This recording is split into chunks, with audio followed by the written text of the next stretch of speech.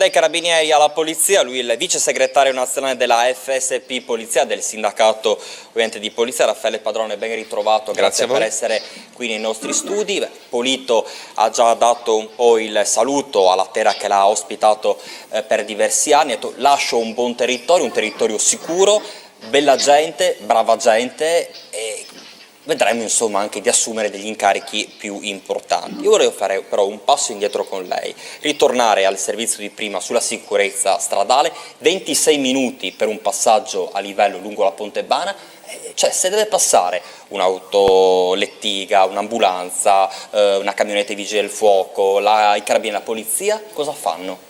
Beh, lasciamo morire la persona o lasciamo il ladro rapinatore fare quello che vuole di fatto? Intanto salutiamo il colonnello Polito, che è un amico, anche se fa parte di un'altra, veste un'altra casacca, ma comunque è sempre stata una persona corretta.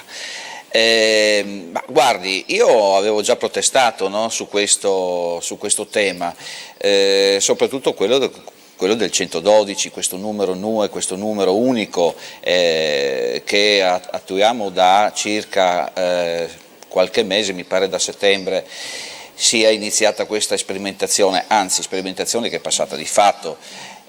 Protesto perché non è così veloce, lei l'ha potuto constatare, ne abbiamo parlato, non dà questa velocità che ci siamo aspettati o che ci aspettavamo. Io avevo avuto già l'opportunità di parlarne qua quando c'era ancora rumors da parte dell'amministrazione regionale di prima nel voler inserire in Friuli Venezia Giulia. Sembrava una cosa fatiscenza, ma io dicevo, guardate, se stanno provando a Roma questa cosa da anni e non ne vengono fuori, cioè non vedo perché dobbiamo provare noi che abbiamo una città con un territorio diverso e quindi con problematiche diverse, e questi sono poi i risultati. Io in effetti parlando con i colleghi che sono lì nelle sale operative chiaramente mi dicono, guarda Padrone, hanno tolto un margine di quelle che sono le telefonate più assurde che possono arrivare, perché ne arrivano a decine al giorno, però è anche vero che non abbiamo risolto il problema della rapidità dell'intervento. Questa è la gravità. Allora io ad esempio parlerei con chi sta a Trieste a dire guardiamo un attimino di fare delle modifiche a questa cosa che può essere positiva, quindi magari dare la possibilità al cittadino di chiamare direttamente il 118 con un altro numero, chiamatelo come volete, ma almeno il soccorso stradale con feriti deve essere diretto, perché ogni volta arriviamo in queste situazioni, cioè che qualcuno abbia paura di chiamare perché tanto deve ripetere ovviamente all'operatore dei carabinieri o della polizia la cosa, quindi è ovvio, e poi si ripetono queste situazioni.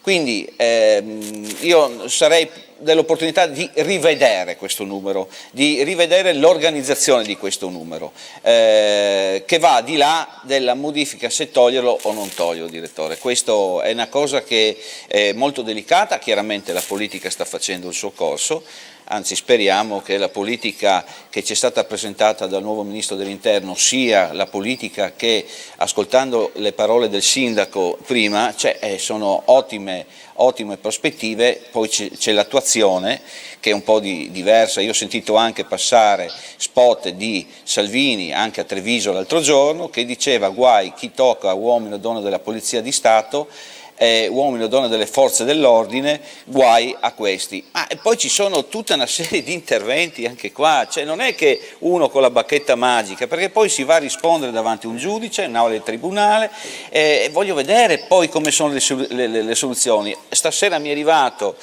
non ricordo la città, ma mi è arrivato un videomessaggio di un telegiornale in cui si parla di un ladro che si è inserito all'interno di un appartamento, all'interno ha trovato un Doberman che l'ha ferito, l'ha morsicato, il giudice gli ha dato 125.000 euro a Bergamo, bravissimo. Allora, adesso cosa fa il Ministro dell'Interno? Intanto questo comunque ha pagato e comunque dovrà pagare, cioè voglio dire, le attuazioni in questo Paese sono difficili anche da... Allora, bene l'indirizzo, l'ha detto il Sindaco, Cioè, i clandestini sono arrivati, ne mandiamo via uno, abbiamo visto quanto costa mandarne via uno.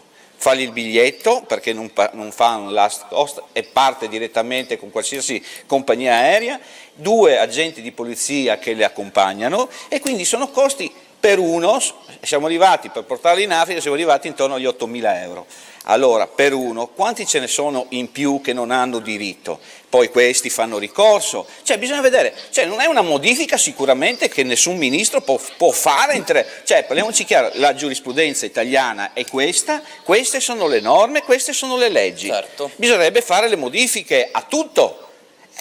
Allora ci vorrà un secondo, poi torno da lei. Io vado adesso ad Alberto Marchiori, lui è presidente regionale di Ascom Confcommercio in Friuli Venezia Giulia, ben ritrovato architetto. Sì. Giustamente Padrone dice: le norme ci sono, le leggi anche, le risorse un po' meno, le difficoltà però ad applicare. Lei ha parlato tante volte di questa burocrazia che purtroppo sta ammazzando il paese. Beh, le norme ci sono e molte sono sbagliate perché questa classe politica le ha cambiate nel tempo, perché non sono sempre state così. Io vengo da una famiglia di carabinieri e mio nonno, mio zio che facevano i marescialli dei carabinieri avevano un comportamento diverso perché la legge glielo consentiva.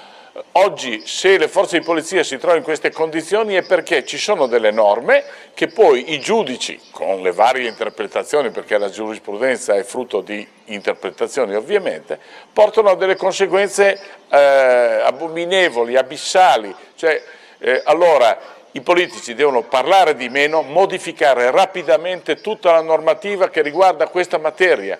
Una volta un poliziotto, un maresciallo dei carabinieri fermava lo zingaro al pomeriggio perché sapeva che quella era l'ora in cui andava a fare il furto, lo portava in caserma, lo teneva lì 2 o 3 ore per fare degli accertamenti e poi lo liberava. Se lo fa oggi viene accusato di sequestro di persone il poliziotto. Di Trieste finalmente dopo qualche anno sono andati chiaramente in giudizio, ma finalmente questi colleghi sono stati anche assolti fortunatamente, compreso anche il dirigente, ma intanto sono finiti sui giornali, certo. Sono stati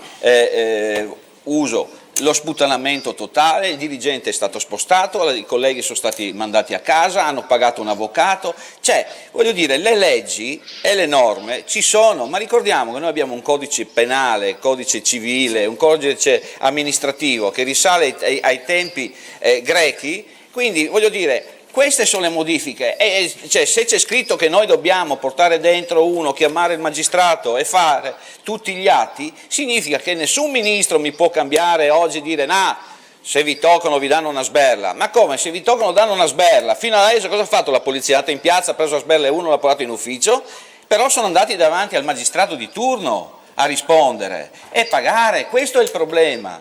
Cioè se fanno queste modifiche, e se le dovessero fare non si fanno ogni 1 mese, 3 mesi, 4 mesi, 5 mesi e 6 mesi, perché poi c'è l'opposizione. Quindi io capisco tutto l'entusiasmo e lo dico a favore mio. L'entusiasmo si deve trasformare in nuove norme a tutela del cittadino, perché qua in primis ci sono le forze di polizia che devono eseguire e tutelare il cittadino, ma se non c'è una normativa che gli consente di farlo è il cittadino che ci rimette. Certo. Adesso l'unica cosa è sperare quel poveretto lì che aveva il cane in casa. Ma vi rendete conto? No, quello deve sperare, te lo dico io, in un'altra normativa, quella a tutela degli animali. Secondo me bisogna invocare la normativa Brambilla a tutela degli animali e vedere se il magrebino era vaccinato perché potrebbe aver preso una malattia il cane. Siamo arrivati al paradosso, io penso che sia l'unica cosa da verificare. No? È vergognoso, ragazzi, non è che stiamo parlando di cose, sono cose delicate, la gente deve essere sicura.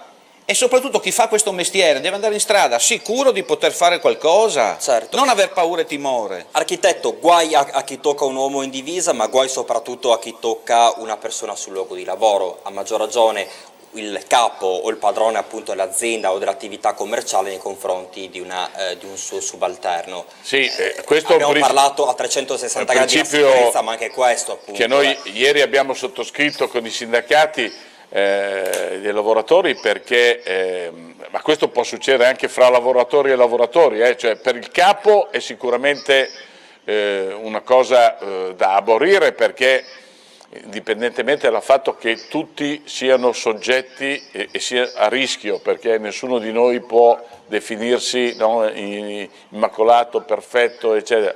Però io dico, se non lo vogliamo porre sotto il profilo etico-morale, poniamola dal punto di vista dell'interesse aziendale.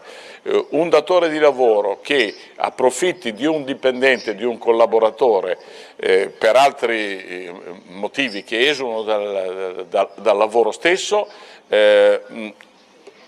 come dire, fa un atto di vigliaccheria in sé per sé, ma arreca un danno diretto alla propria azienda.